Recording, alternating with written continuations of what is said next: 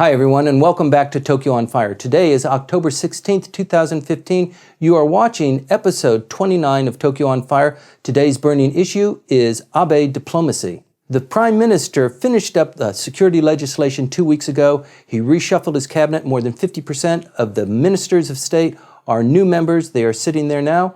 He has not taken the opportunity to enact an extraordinary diet session, so he's using this time to practice diplomacy and visit other foreign countries. Let's talk about it today. Today, as usual, my co-conspirator Michael Chuchek joins me. Michael is the author of the foremost blog on Japanese politics. It is entitled Shisaku. Welcome back, Michael. It's great to be back. We've had a great time, and I'm looking forward to this conversation. This is episode 29. We've covered a lot of ground. Last week, we talked about the reshuffling of the cabinet, and a lot has happened even since then. And we film this podcast once a week on Fridays. We upload it on Tuesdays. Today, we're going to talk about Abe's foreign policy. He didn't take the opportunity to extend the diet session. They just finished 95 days. There's, almost 2 months left in the calendar year. He could have had an extraordinary diet session.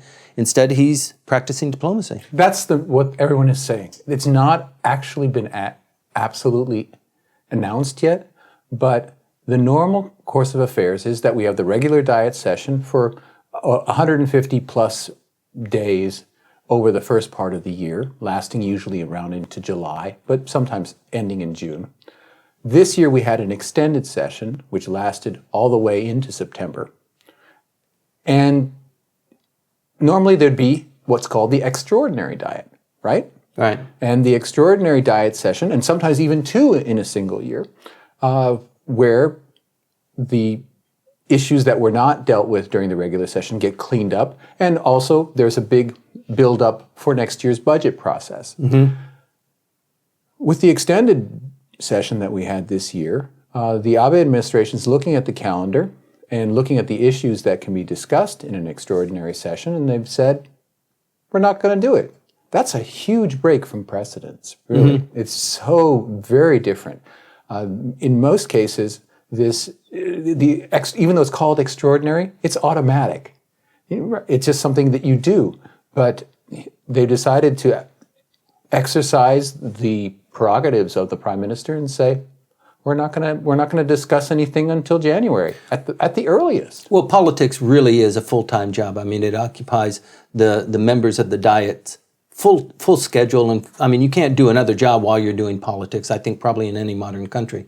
But there was a lot of things hanging over from the last Diet session that they didn't address. They didn't address the revision of the labor standards law, for example. That's huge, and that's incredibly important in terms of Japan's international position and its international image, that this particular issue that foreign publications pound on all the time is not going to be dealt with this year.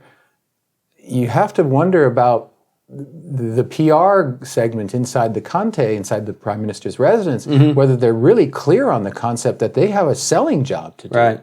But again, they've looked at the schedule, looked at the amount of time, and more importantly, at the likelihood that either the opposition or the students that led the protests throughout the summer would be coming back to the barricades. Right. And decided, maybe not a good idea. Let's wait till the winter comes. Sure. That'll be a little bit cold for them.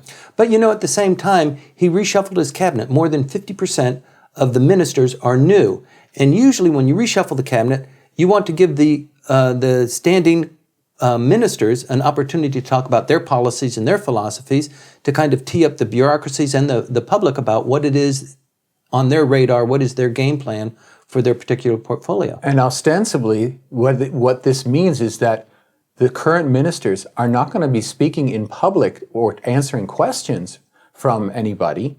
Well, they can speak in public, they can have a speech, but they're not going to be dealing with diet questioning until January. Right. And that's really peculiar. And it's not...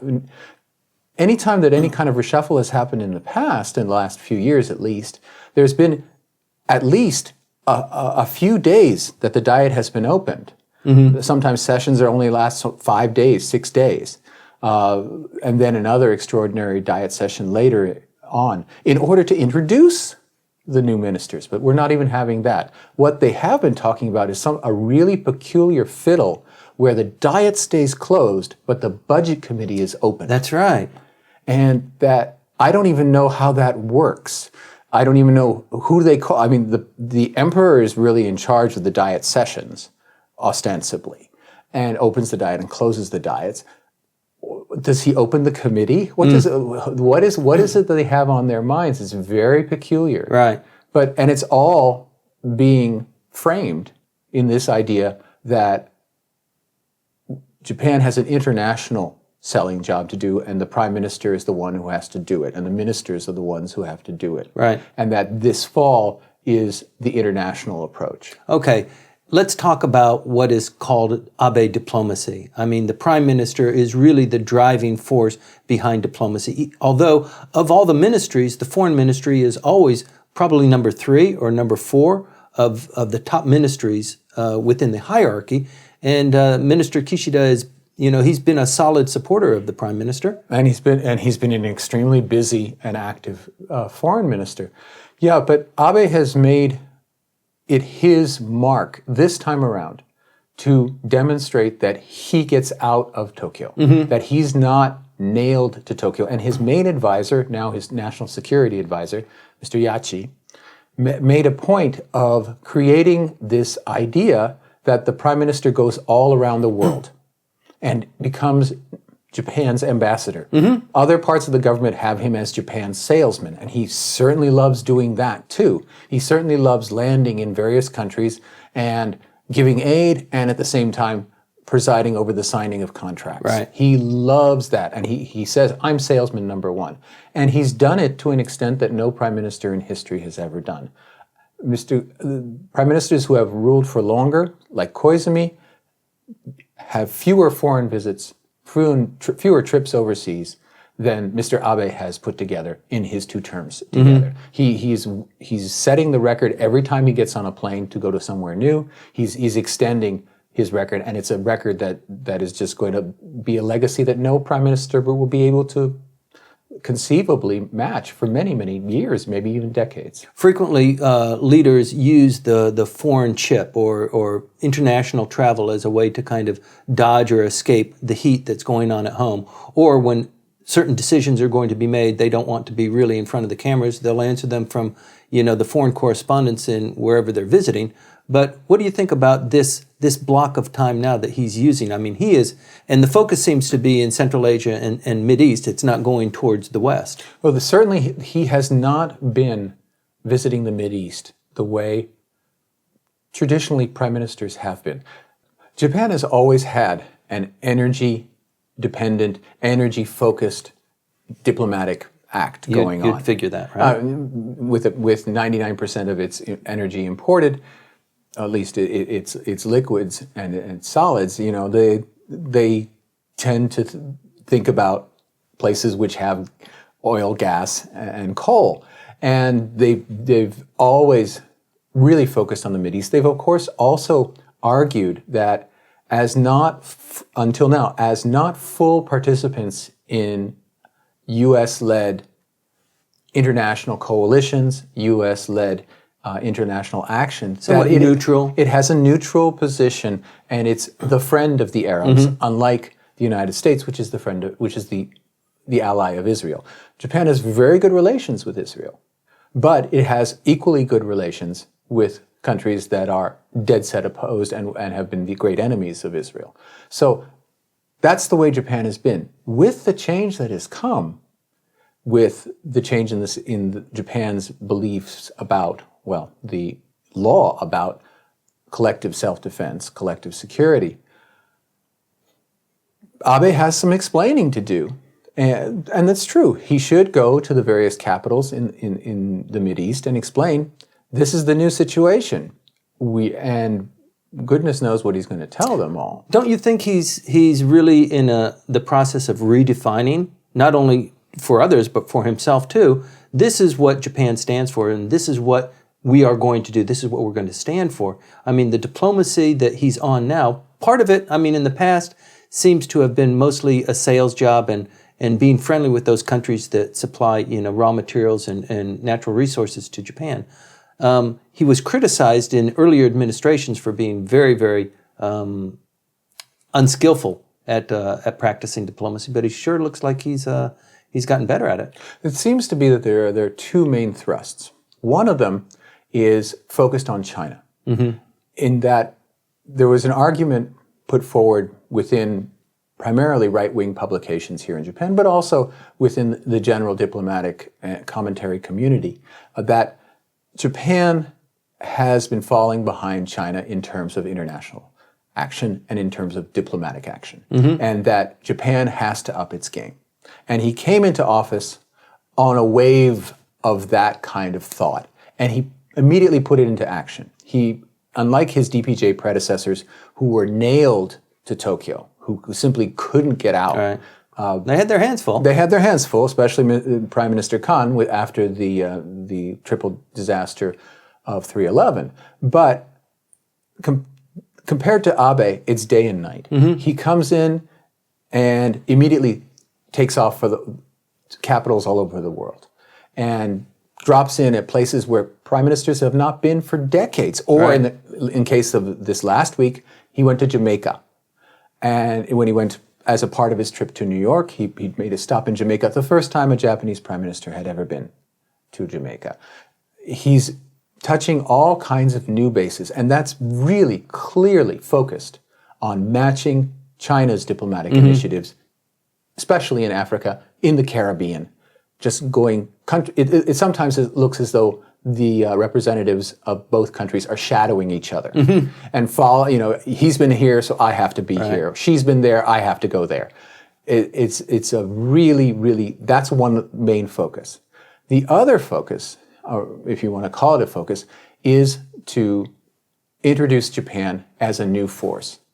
So it's not merely tit for tat with China, but that also there's an independent new line. And you can see that with moving in the terms of the redefinition of security, the idea of a cool Japan that has a new image, that it's all these different things are coming in to reintroduce Japan to the world and to reintroduce to the citizens of Japan the concept of Japan as an active player. Right. Yeah. In the past, Japan has been criticized for having only one really good trick in their bag, and that was checkbook diplomacy. They were a wealthy country, and usually their practice of diplomacy was just writing checks for government funds or perhaps economic development projects, that sort of thing, where Japanese companies would partake in those projects as well. And and it's still going on. When you read something about Abe's traveling to someplace, there's always another mega package, not a small package, a huge aid and development package. Sometimes with tied loans, sometimes with not, sometimes it's untied aid. But anyway, you say, aren't we in a sort of a budget crisis situation? Right. Where does this endless checkbook come from? And seemingly the idea that one should cut back on foreign aid, which has been the response of a lot of governments around the world, and certainly it's an illusion in many democratic countries that there's too much money spent on foreigners, we need to spend it at home. That hasn't come up here in Japan. It's nobody says that in response to this incredible generosity that he's shown. Well, the diplomacy has clearly shifted. I mean, the relationship between Japan and the Philippines, Japan and Vietnam, Japan and the Soviet Union. I mean... the Russians. I'm sorry. We're showing our age. Yes. You didn't see that. I take that back. But yes, with the Russians, I mean, to such an extent, I mean, there are the 4 islands that Russia occupies. And there is a little bit of chumminess going on between the Prime Minister and Mr. Putin. Yeah, people are asking... all kinds of, especially from the right wing, are saying, occupied territory, does that concept ever make its way into your speeches? Right. Because when you meet Mr. Putin, you say all kinds of nice things, friendly things. Yeah. What's going on there? And they're giving Abe the benefit of the doubt because he did come into office saying that he did want to resolve the lack of a peace treaty between Russia and Japan. He wanted to get over that in some way. Now, he's also promised the people whose families used to live on those four islands, what are called the Northern Territories. Right, visitation. That they're going to get, the government's position is all four or nothing.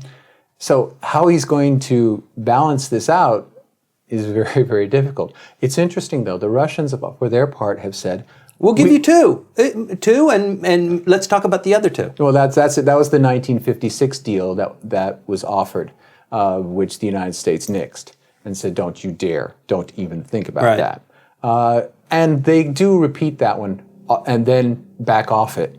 It's part of their ping pong game that they play. They waive that, but they never waive all four. However, what they're playing is now a really interesting game in that they are asking not to talk about territorial issues in public. Now, how they expect anything to not be in public in the modern world, I don't know. But the fact that they're willing to talk about territorial issues in private, whatever that means, is, I think, really interesting. Sure. Yeah, because if they didn't want to talk about it at all, they'd say so. Right. Well, the deputy prime minister of Russia did visit one of the islands, and that caused a huge firestorm here in Tokyo. Well, all kinds of Russian officials are showing up, and Medvedev's trip also was there, and it's hard to understand. In terms of territory, Russia doesn't need the islands. And they don't need the money from Japan that they needed about a decade back, where you could see some kind of quid pro quo going on. Now the relationship is much more equal, so there's really no sense of Russia having to give up the islands in order to get the Japanese development aid and also to get the development projects. Now they have a much better client in that regard in terms of China. Right. But you got to wonder, militarily, strategically, they're not really important. They don't do anything much. So why increase your investment in it? Why they say they're militarizing them. They're building them up and there are only a few thousand people there. Right. No force is going to try to take them from them. There's no Japanese force that can take these islands, and there's no plan, and there's no training, and nobody's got anything approaching any idea. I mean, right now in Camp Pendleton, a few Japanese Navy, the Maritime Self-Defense Forces and Ground Self-Defense Forces persons are learning for the first time about amphibious warfare. But it's only, it's a few hundred. Sure. There's no such thing as an invasion force in Japan of any sort. So what are the Russians doing? Is it just an act so as the locals, when the axe comes and they are actually handed over to the Japanese, that they never saw it coming? Is that the deal?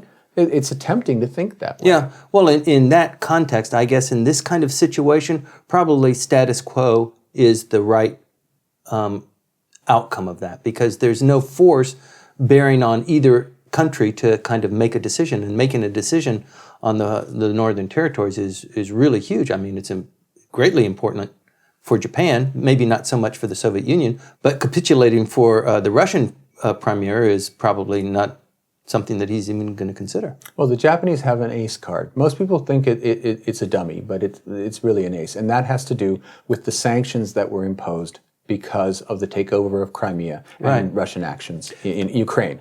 Japan joined with other countries to sanction Russia. Now, a lot of people have said, a lot of the old Russia hands here in Japan have thrown up their hands or started crying into the table, everything we have tried to do over these last few decades is destroyed, the relationship is destroyed.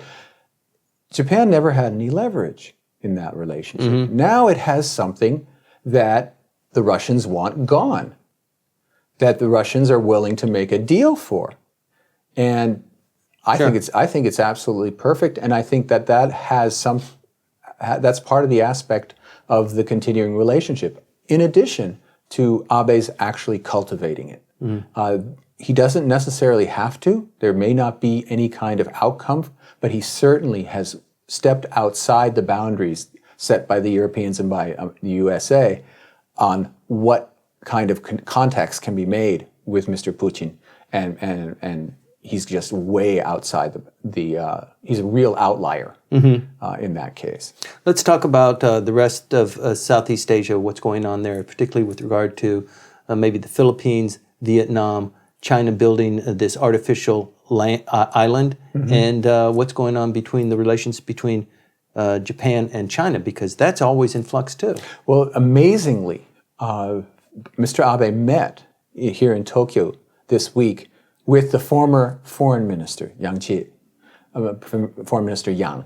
And that was unexpected because supposedly he's persona non grata still.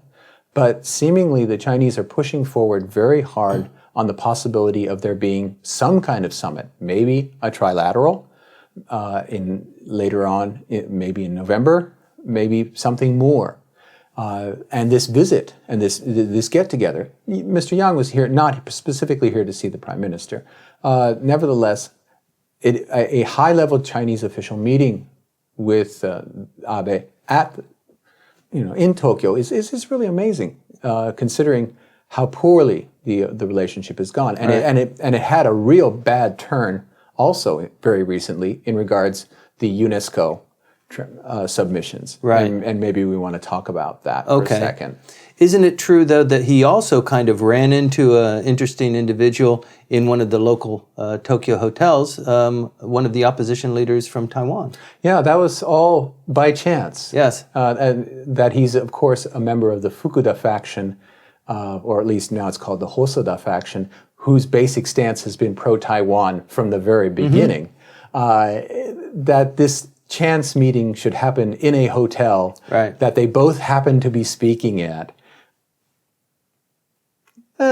Chances, but it's important to note that the presidential candidate he met with is from the opposition, not from the ruling Kuomintang. So it's not only a Taiwanese; it's from the independence-minded Taiwanese side. So and then he met Yang after that. So clearly, there are some things that he can get away with, and there are some things that he cannot. But that the ground has shifted. Before, there was nothing that he could get away with. Now it seems as though he has some leeway. In terms of Abe diplomacy, he's also promised to the Philippines a number of Coast Guard cutters and ships of some sort of offensive capability. Yeah, and this is something that's been going on for a long time. There's a lot of training that's done, both jointly and also led by the Japanese, of the Coast Guards of the Philippines and of Vietnam now. And of course, the concept there is dealing with China's growing naval presence and its growing physical presence in the South China Sea. But Abe's promises and his ability to deliver have separated. A lot of promises were made for giving these two countries in particular retired Coast Guard vessels. Until, of course, suddenly there was a need to have 24-hour constant surveillance and patrols around the Senkaku Islands to deal with the Chinese situation there. And we had this crazy situation involving the coral poaching in the Ogasawaras by Chinese private vessels, because they're all the Coast Guard vessels are in the East China Sea guarding the Senkakus.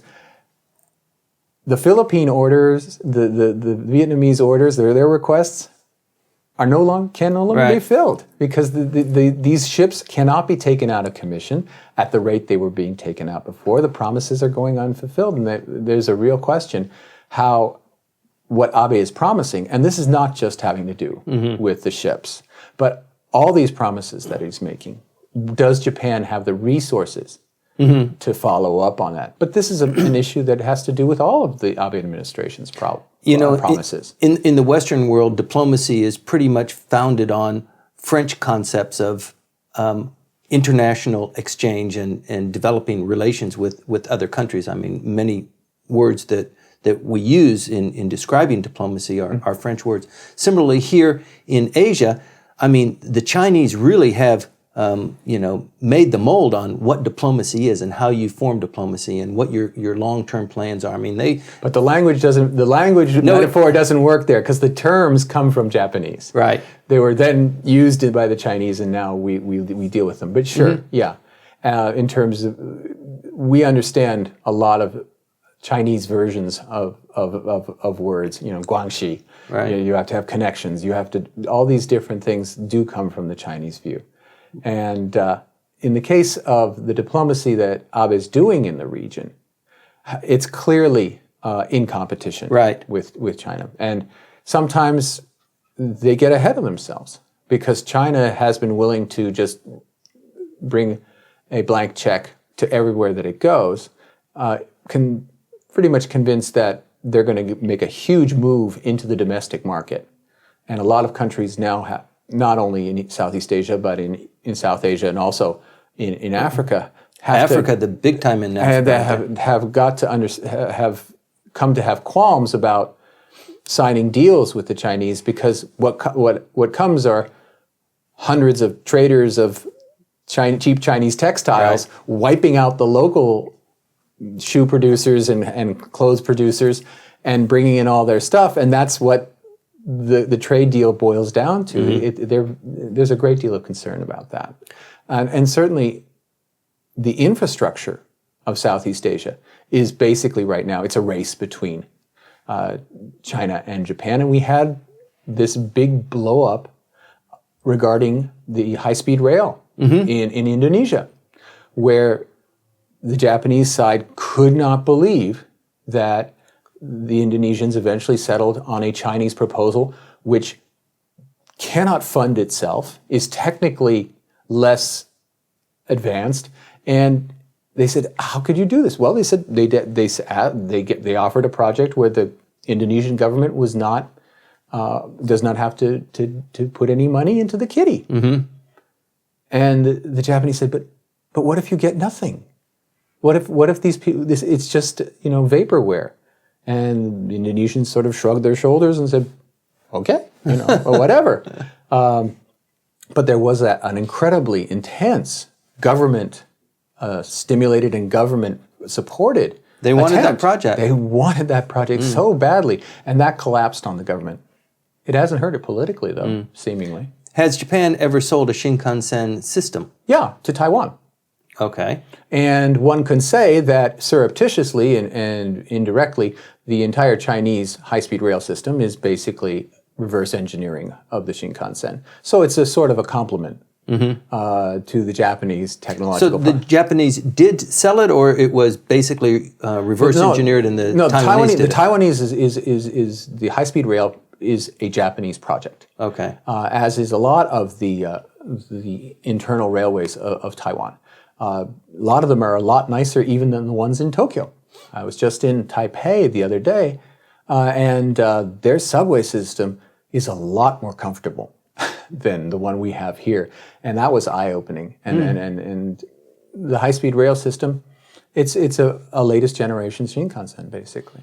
Let's talk about the rest of the month. I mean, I think the premier of Papua New Guinea is in town for maybe 3 or 4 days. And being well treated. Japan doesn't have much of a relationship with Papua New Guinea, but nevertheless, it wants to have a good one. They've pulled out the red carpet. They certainly have. And that's one of the major changes that has come with National Security Advisor Yachi.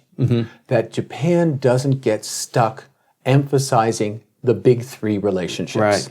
The U.S., South Korea, and China. Well, you can see that over the last, 5 or 6 months, but it is rather recent, isn't it? Well, but it's been from the beginning of the Abe administration. Whatever happens, let's get out of the rut. And we saw that Abe got himself in the rut the first time he was prime minister. The first time he was prime minister, everyone was expecting him to be the right-wing nationalist destroyer of all relationships in East Asia that everybody built him up to be because of his writings and his television appearances. And he switched them all around and blew everybody out of the water with making his first foreign trip to China. And then, because he did that, Everyone was clapping. That's audacious, isn't it? Yeah, but they were all clapping for the rest of his term at his incredible turnaround. Right. Yeah, okay? But that still represents getting hung up on China, even if it's being solicitous to them. So what has been the alternative strategy? Forget it. Forget China. Forget going to Washington. Forget going to Seoul. If it's not easy, don't do it. Right. There are 192 other places to go. Let's make use of them. And they certainly have. What is he doing? He's visiting maybe 22 countries between now and the end of the year. Yeah, the premier of Turkey was here just last week. Yeah, and he's going to, as a part of this sort of Islamic turn in his diplomacy, he's going to see all of the stands, all of them, right, in between here now and the end of the year. Wild. I mean, I'd love to be his travel agent. What's that? That's 6 countries, and he's going to do that in about 6 days? He's going to just fly from one capital to another and cover the area in a way that one normally only associates with either the Russians or the Chinese. The United States, of course, does nothing of that sort. And no other leader in the world has the wherewithal. But Abe, seemingly having touched a lot of bases, I think it's now over 60 countries that he's visited. Now he wants to do these dramatic visits that set the stage. And you have to say, after the 6 months that were dedicated to the collective security debate, he's coming out the door. He's coming out. He's gonna go out into the world, and he's set basically. Whatever the politicians may say, they really don't have 100% control of the economy of the country. So making lots of promises about how the economy will go is not the greatest thing that you can do, and certainly what you don't have the levers to make things happen. At least not in a fully developed country. In a developing country, you can pull a lot of levers. You can control the currency. Right. You can have control over how the savings of the country are spent. But in a fully developed country, you don't have those levers, and you just have to rely on chance and changes in technology, whatever it is, to drive any kind of growth. The only lever you've got, and they've used it, is trade. Is freeing up trade. Right. That has been a source of growth for advanced industrialized countries for the past 40 years. And it's often the largest or only source of growth. So the Abe administration, with its TPP, they're on track with that. But then, okay, so you can't control the economy. What can you control? Well, you can control the image of the country. Right. And that's what he's doing. Well, I think one of the strengths of any good leader is that he can inspire and he can compel the people, the citizens of the country to believe, to aspire, to believe that tomorrow will be better than today. And it's only because, we can act together and we can do this together. But actually to be able to do it is another thing altogether. And in this country, it is a parliamentary democracy. That means that the prime minister really is not as powerful as, for example, the president of the United States or any president of a country. And even more so, formally.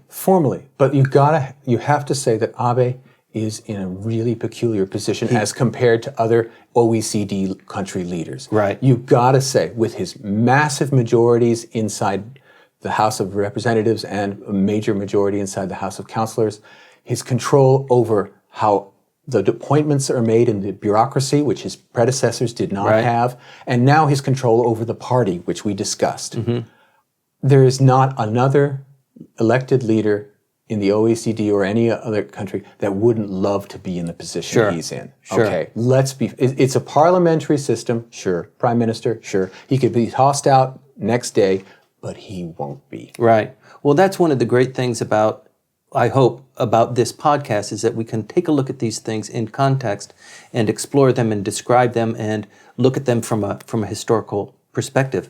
And the point that I wanted to make was that the prime minister really has a very warm feeling for the dictator types, and it's a little bit funny, but this is this is Japan, 2.0. I mean, it is not like we were speaking just last week in our podcast, that the predictions that we're allowed to make are founded on what we think of how the system works here. And that system is different now, and it's changing, and it's evolving. Well, certainly Japan always had a sweet spot for Mideast emirs and kings and such things, that they could look the other way on all kinds of things. But Japan has been also a team player in terms of what is known as the Western Alliance. And certainly we're going to see Japan being one of the first to make a reversal on that in terms of approaching Iran. Now, the last time a prime minister was in Iran was a long time ago. I think it was Takeo Fukuda who visited, maybe in 79? 79, maybe 78, because 79 was the revolution. Okay. So, but still, it's been a long time. A long time. I didn't actually look at the date, but it's been at least since the 70s. Abe's going to Iran this fall, supposedly. That's huge. And it's now, Japan has always been a good friend of Iran, has not been always on the forefront of things such as sanctions, but has always played along. Now that the United States and Iran have worked out some kind of deal, Abe's first in line to get into the airport. Sanctions are now down. Yeah, and he's going to just jump in immediately because when that hurdle disappears, he's immediately acting. He's not checking first. He's not feeling for the stones in the water or checking what Washington feels. It doesn't matter. Japan's interests in Iran require it. Boom, I'm going to be there. Now, that's one of the aspects that plays into this warmth with Erdogan of Turkey or with Putin. And his close advisors, Abe's close advisors, have said, let's face it, these are the guys he gets along with best. He really can understand them, and they understand him. And they've said this to reporters. It's not like it's some secret code that was decoded or some WikiLeaks cable. Right. No, this is speaking to reporters, saying, this is the way the world is. And Abe has, let's say it, been quite prescient in looking at the problems, the image problems of Putin, of Erdogan, as compared to the way they're seen in Western Europe or in the United States, in North America. And he said, yes, but we're still going to deal with these people. Right. And we're still going to have incredibly close relations. And the Turkish-Japan relationship is as close and as respectful as any relationship between two countries can be. And so that while the United States and the countries of the EU have a problem with Erdogan's authoritarian rule, Japan, not at all. Well, they'll hold the G7 summit there just before the end of the year, right? Well, they'll have the G20, right? Is it the G20? Yeah, the G20 was supposed to be in Turkey. And Turkey is a major economic power, and it's also the most important Muslim country. And it's also geostrategically in a position where it will be very important. They take also the vast majority of the Syrian refugees. The Japanese have contributed a huge amount of money to there's a real symbiosis there between the ability of the Turkish government to handle things physically and the ability of the Japanese government to fund it. No question there. There are lots of ways that the two countries can interact in a way that gives Japan's limited means of acting militarily an extension. And certainly whenever anything had to do with ISIS and Japanese held by ISIS and eventually killed by ISIS, Turkey was involved. Right. And so that there's always going to be a strong relationship. Abe simply has built on top of that. Right. Well, I think it's probably a little bit unexpected for this prime minister to be as emboldened as he seems to be. And this is probably, it's a precursor. He will spend most of his time throughout the rest of this year on diplomacy and international relations. and move into the next year, I mean, it's easy to get high points on diplomacy because it really, there are very few downfalls, right? I mean, well, it's like the old statistic of Woody Allen. 80% of it is just showing up. Right. And if the Japanese version of Air Force One, the large jet that they have, arrives at the capital of a country that's never seen a Japanese prime minister before, it's news. right. And it raises Japan's profile. Right. It may not do anything for Abe at home, but Abe has nothing to worry about at home. Well, I don't know. I guess The only thing that could go wrong is if there's a huge natural disaster at home while he's on one of his foreign trips. Right. Or in the middle of a multi-stage trip. That, of course, would be, that's one of those wild cards that comes out. Right. But otherwise, there's really no downside. Sure. So I think he's going to come off of kind of a high note, end the year, and start the diet session in January, maybe early February. And we've got the foreign diplomatic part covered now. Now let's focus on the economy. Let's focus on the budget. And now here comes the upper house election. It wouldn't be a dumb plan, would it? Right. It No, wouldn't look, and you're right, it looks good in terms of scheduling, in terms of thematic work. And let's face it, this is, again, a very theatrical administration. They're very concerned about how things are portrayed. And they do a lot of advance work. A lot of it falls flat. For example, they've been sending out surreptitiously and indirectly to all the foreign correspondents and all these scholars overseas a lot of revisionist texts that have been translated into English saying, this is the true story about Japan, this is the true story about the things that Korea says about us. And it's not been the government. They've worked it through members of the LDP. And I've been receiving a lot of Facebook comments, emails, Twitter, all about tweets about what is this stuff that's arriving in my bed? Who gave? What? Yes. It's all a part of this push to set the stage, to frame whatever Abe's going to do in a new way. And okay, so most of the time it's a clunker, but then every once in a while you're going to get a hit. You're going to get a hit. Let's talk a little bit about the clunkers before we wrap up this part about Abe diplomacy. TPP looks like it's on track, but in Japan, yeah. But, the farmers are not going to be liking that. He's apparently opened up a TPP office now. We've got a couple of people who were captured. No, you got to say, before we get into it, we really do have to say that if you want to get the negative view of Japan's approach to TPP, you need to read Aurelia George Mulligan, the Australian academic's review in the East Asian Forum of the exact measures, the countermeasures that the Abe administration has already set up that basically negates any kind of reform of agriculture of any kind. So that, again, it's theater for foreign audiences, that TPP may have actually zero effect on the actual farmers of Japan. Right, because we've been through this before. We know the scenario. We will protect you. We will buy your produce, or we'll train you, or we'll give you stipends so that you can ease out of whatever it is, raising chickens, and now you'll be... And the regulations will be changed, whereas before a mixture had to be 40% foreign pork with 60% domestic. It'll now be 50-50, but you'll still get your 50.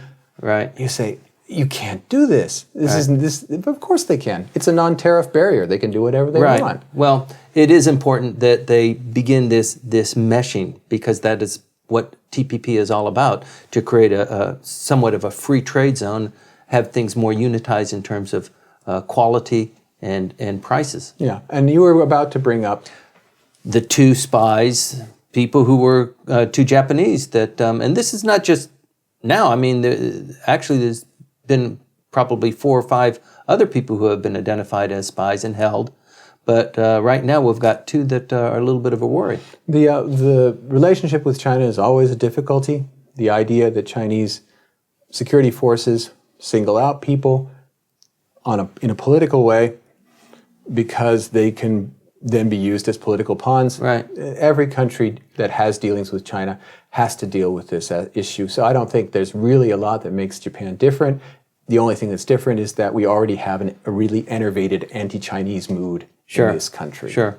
Well, everybody practices diplomacy in different ways, and some of them are, one of the ways is just to capture people and say, you're a spy, and now maybe the negotiation between our countries takes a little bit different of a turn. Let's talk about UNESCO.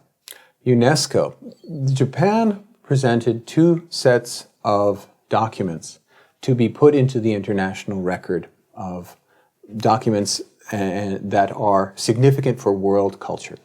And both of Japan's submissions, one, the documents for the temple called Toji in Kyoto, approximately 1,000 years and about 25,000 original documents, some of them extremely old, detailing the activities of this very great temple, were part of the original plan of the building of the capital of Heian in 794.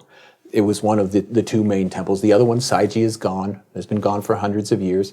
But Toji and its records were kept intact and that was submitted, and that was an automatic. Then there was a little bit of a questionable one, which was the documents of the Maizuru port detailing the story of the 500,000 Japanese who were held inside the gulags of the Soviet Union. There we get the Soviet Union in. Mm-hmm. And of them, over 55,000 died. This is after World War II. This is based on a war that is still ongoing. That's why we need the peace treaty. But that started on August the 9th and lasted only a few weeks. Nevertheless, hundreds of thousands of POWs, about 10% of whom died in these camps. The documents that had to do with that. Right. And one could say that it doesn't paint Russia in a very, very flattering light. Those were both accepted. Mm-hmm. But from the Chinese submission was Nanking. Yes. And documents having to do with the massacre in 1937. Authentic documentation, some provided by Japanese soldiers contemporaneous with what was going on at the time. And also documents that were used in what's now called the Tokyo trials of the leaders of the Japanese government, some of whom were executed, many of whom were given life sentences and then later released by the Japanese government after the end of the occupation. Anyway, the Nanking documents were also accepted. And this is a firestorm right now, isn't it? It's a firestorm right now, and but you have, again, it's theater. Mm-hmm. They are talking seriously, well, unseriously, about defunding UNESCO. Right. We're going to withhold our contribution. About 10% of the entire budget of UNESCO. Now, the United States played this game as well. It defunded UNESCO when it felt that the organization was supporting too many anti-American projects and causes. Somewhat effectively. And eventually the United States came back in. Japan, because of this one submission, is making a similar threat. Mm-hmm. Now, Japan perhaps should make more of these threats. It has supported the Bretton Woods institutions and the United Nations excessively, as if you compare it to what it gets out of them. Right. Japan has been paying over 10% of the United Nations budget. We want to be part of the Western, we want to be considered, we want to be... And what have they got out of it? Yes. No permanent seat in the Security Council. Japan and Germany are still listed as enemies in the UN Charter. Maybe it's time for Japan to start throwing its weight around. And here in this UNESCO situation, maybe rather than taking on the entire UN, they're just taking on a piece of it and making a noise. So it may not have really anything to do with the Nanking situation at all, just that it provides an excuse for Japan to play hardball. And, Abe, they play a multi-level game. It's not all, we're all going to be nice. It's not, we're all going to be tough. It's all kinds of different feelers in all kinds of different directions. So what do you think? I mean, what's your feel here? Is the diplomacy that is being practiced now by the current Prime Minister substantially different from diplomacy as we know it to have been played by current administrations? I would say it's the difference between a tree in full leaf and a tree in the autumn with its leaves off. Until now, Japan has been basically a barren tree. Some sticks and stems going this way and that, Right. but not a full-blown program. You have to give the Abe administration credit, and also even the right wing of Japan, for pushing him into conceiving of diplomacy as something that Japan has to engage in a much, much more comprehensive and much more variegated Right. way. It's been, as you said, it's been really checkbook diplomacy, a lot of aid in kind. The Yamaha people and the Suzuki Right. piano people, all these different people are very happy. Right in tow. Because Yes. if one of my favorite line items inside the MOFA's budget every year was musical instruments to foreign countries. 15 tubas to Namibia. And you say, whoever thought of these things? Right. And obviously it was to support Japanese musical manufacturers, but also they thought that this was somehow buying Japan real influence in these countries. I don't know. I have to look at the budget. It's been a while since I've looked at it, but I don't think it has those things anymore. It's much more substantial, Right. much more controlled by the Conte rather than the Ministry of Foreign Affairs. We were talking about the Prime Minister visiting Jamaica, and one of the ways to practice diplomacy is to somehow create an opportunity for other people to visit your country for, a good period of time. And the number of jets, Japanese English teachers under a jet program, Right. Has risen to about 45. I mean, it's almost twice what it has been in the past.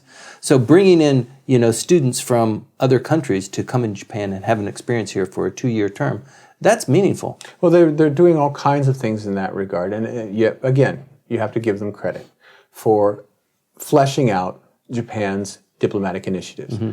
Would this have happened if it were not for the China challenge? Of course not. Right.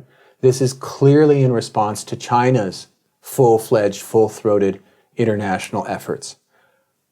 But at the end of the day, this is something that's good. It gets Japan out of its ruts. And Japan, for a long time, was in its ruts. It Right. was overly focused and overly sensitive to what's going on in Washington. Obsessively so. You have none of that obsessive staring at Washington, D.C. that we used to have. Right. And there was not this, Seoul doesn't want to deal with us? Fine, we'll move somewhere else. There's plenty of other places to go. That kind of ability to just shrug off difficulties and not get obsessed about certain relationships, that's a major development. And again, you have to give the current administration and its stability, that the stability that it has brought in terms of Japan having a single leader for a long stretch of time, that we're seeing a completely different diplomatic approach. Well, it creates opportunities that probably are not available. They don't even reach fruition when you're changing these administrations all the time. Listen, before I ask you about predictions, I'd like to just check with you. And what do you think this Prime Minister, who would have thought that Prime Minister Abe would be this, not aggressive, but this intuitive about practicing diplomacy as aggressively as it seems he's practicing it now? I didn't, let's be fair, didn't pay attention to him until he won unexpectedly in the LDP election in 2012. He was basically yesterday's man. Right. So what he was doing while he was wandering through the wilderness, the reports I would get from other members of the Diet, from other parties that met him, was that he was sort of a half zombie figure, just there. Right. That he was really preparing, that he is thinking about how he was going to do things differently, basically was off everyone's radar until suddenly his reappearance, his taking on, saying, I am going to run for the LDP presidency, and then seizing that opportunity and taking it away from Ishiba Shigeru, who seemed to be a lock, and just, it's mine.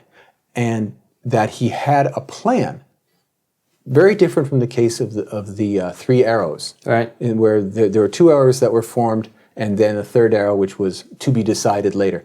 That there was a rollout of diplomatic initiatives and diplomatic activity, and that it has worked. There's really, what can you say are his diplomatic failures? It was very difficult to identify them. Right. They're just not there. I mean, the closest thing they have to a failure is the inability to get the contract in Indonesia for the high-speed rail. But it was an unfair contest. Come on. Really unexpected. Just no one saw it coming. Right. Well, one of the other features of the Abe administration is that it really is tight-knit, and it seems like he's got everybody pretty much under control. And one of the beauties of closing the diet and not having an extended diet, and you have 10 new ministers, and they're not being, challenged inside the diet, it kind of gives him a little bit of a quiet zone. And he can deploy them all over the world. They're able to travel as well and able to make themselves known to the world, so that again, as you say, when he opens the diet in January of next year, he'll have this deck of cards and he'll say, "Look, here's what I got." Everybody's comfortable with the chairs that they're sitting in. Everybody's here. What do you got? Yeah. Give it your best shot. And the opposition will say, "Let's talk about the security legislation." Yes. And he'll say, "No, that's old story. That's done. Yes. It's law now. Yes. Move on."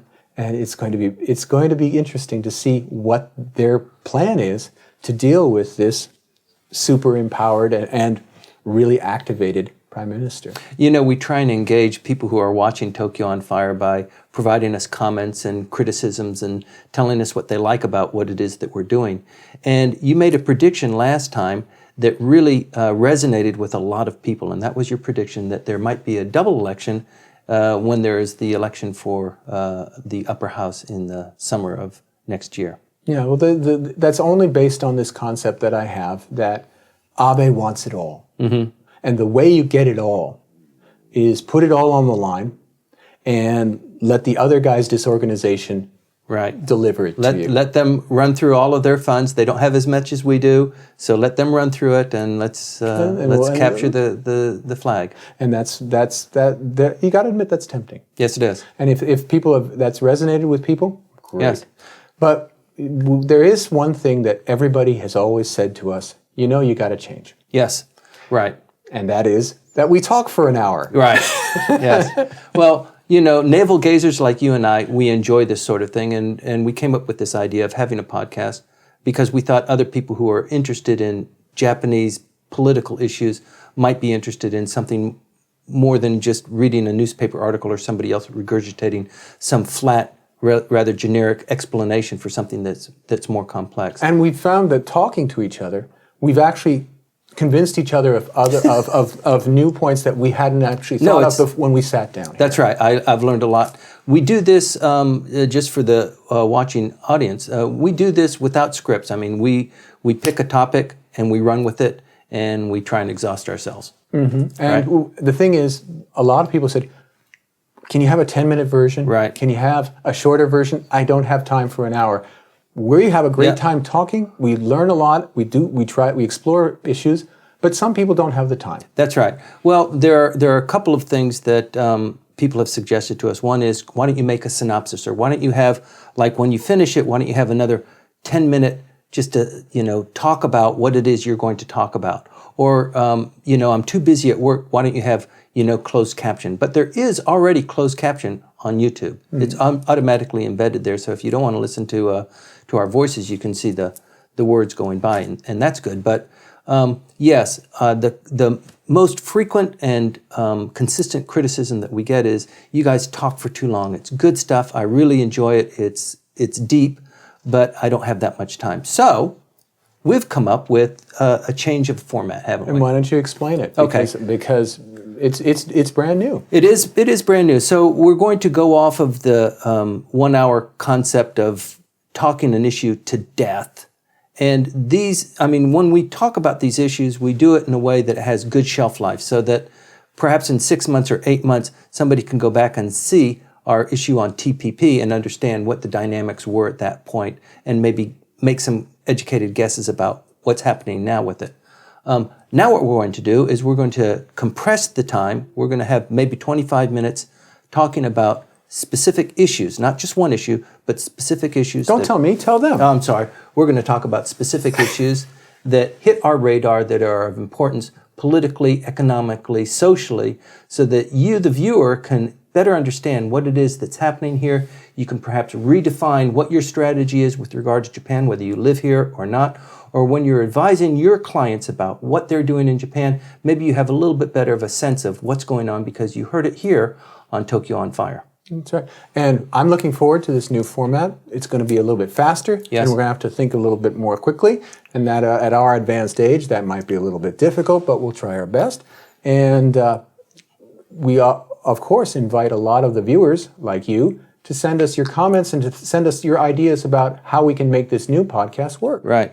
So just to wrap this thing up, thank you very much, Michael. Just to wrap this thing up, today's episode number 29, our burning issue was Abe diplomacy. And as you can tell from the dialogue that Michael and I are having now, when you provide comments to us, we read them, we listen to them, we don't always respond to them, but they have an impact on us. And you are our viewers, you are our audience, and we really want to appeal to you. We want to provide, the information and the insight that we glean from living here and doing this sort of thing every day. And we understand its value, we understand it's very specific and special, but we understand that it has importance beyond what it is that we do for a living. So thank you very much for joining us. Please continue to provide your comments and recommendations to us. You can do that in several ways, either by adding comments directly to the YouTube dialog box. You can send comments to us at comments@tokyoonfire.com via email, or we're also available on Twitter, #TokyoOnFire. Finally, you can download this podcast on iTunes. Thank you very much for watching. Please join us next week for episode 30. Our new format will start at episode 31 in 2 weeks. Please continue to tell your friends about our podcast. My name is Timothy Langley. See you next week.